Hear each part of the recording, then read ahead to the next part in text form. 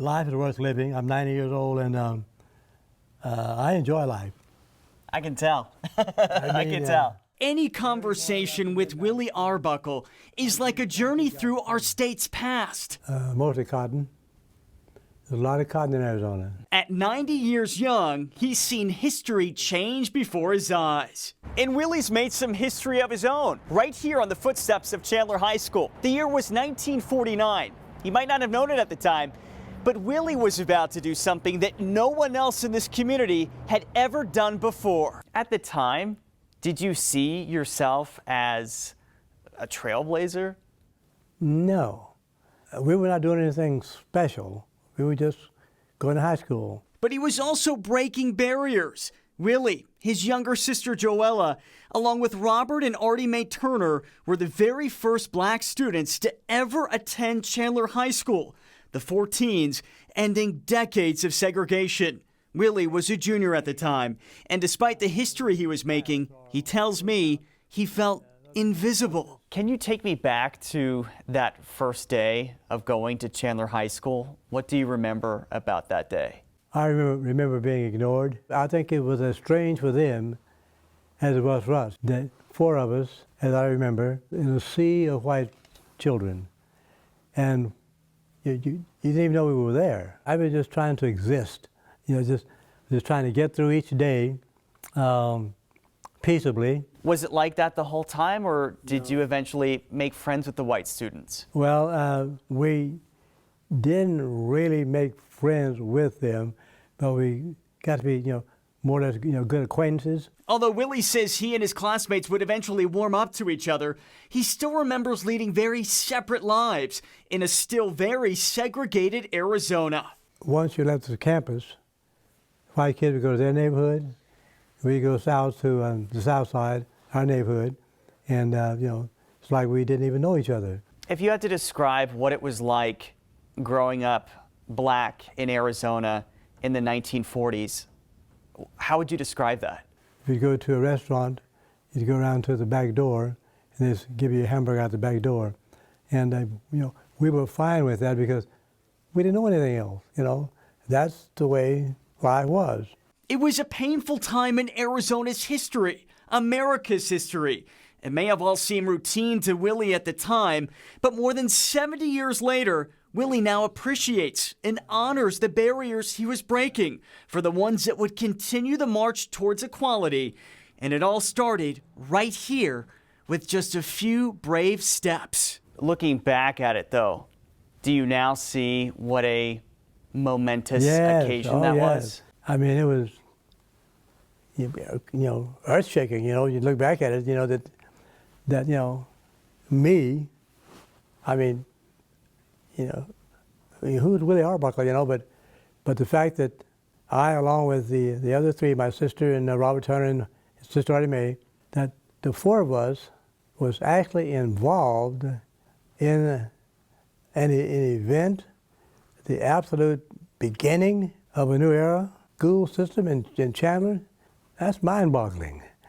I mean, I'm so proud of that.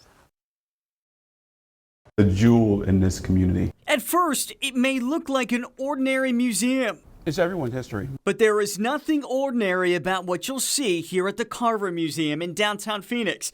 But more important than what you see is what you feel. The embers of excellence still warm these hallways. Every student who walked here was told it's not enough for you to be as good, you got to be better. Before it was a museum, this was a high school, but not just any high school. In 1926, it was Arizona's first school built entirely for students of color. At the time, it was known as the Phoenix Union Colored High School. There were people who did not want this in the community.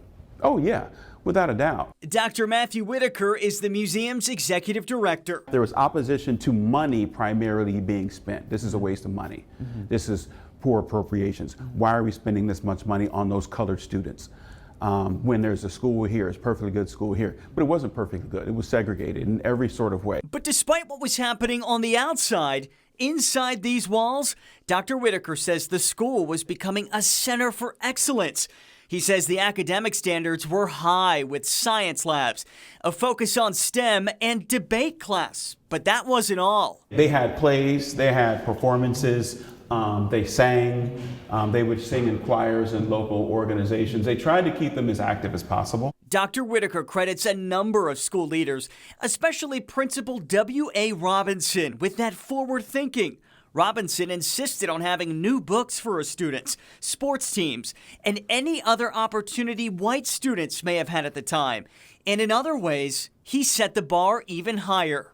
He insisted on Carver being among the best, insisted that all teachers have master's degrees. We're pouring into you excellence. So as a consequence, Carver produced some of this city's first leaders of color. Like former Phoenix City Council member Calvin C. Good, a trailblazer in his own right, who graduated from Carver in 1945 and later returned to be part of the school's administration. Carver also taught civic engagement.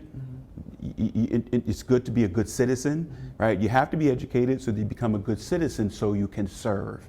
Carver would close in 1954, a year after segregation was outlawed in Arizona schools. It's amazing, and when you think about it, these were teenagers. But thanks to the Phoenix Monarchs Alumni Association, the school has gotten a new assignment as a museum. This was really much more than just a school. It was much more than a school. A legacy of learning that continues to permeate these walls for generations to come. Yes, there was lots of negative things happening. But in the midst of that, think of the resilience and the strength and the joy and the love. That's the story, right? We're still here.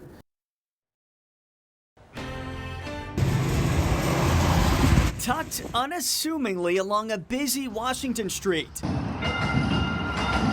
Footsteps from the light rail and downtown Phoenix, but miles and generations away from where it all began. You'll find the Swindle Tourist Inn. This, in my estimation, is one of the really well-kept secrets. So the Swindle Tourist Inn was built all the way back in 1913. Think about that. That was a year after Arizona became a state. If you look around, lots of history to see. It's obvious that this is an old building on the outside.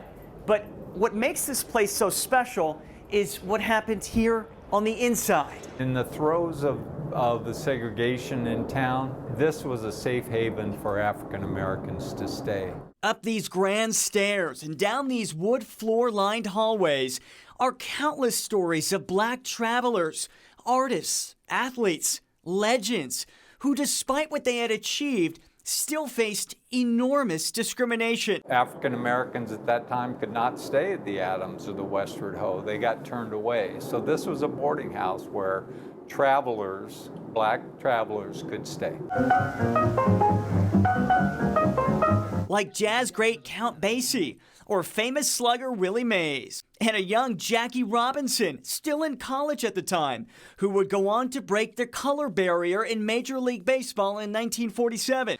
But even as things changed on the field, off the field, it was a different story. Really, there were still so many obstacles on the field and off the field. Yes, Jackie Robinson peeled the Band-Aid off, right? But the wound was still there. Dr. Matthew Whitaker is a historian and expert in diversity, equity, and inclusion, and says places like the Swindle were safe spaces for the black community, who were still very much facing the painful realities of a segregated society. Folks came to accept them on the field, but in their malls, in their stores, in their restaurants, dating their children, that was still an anathema.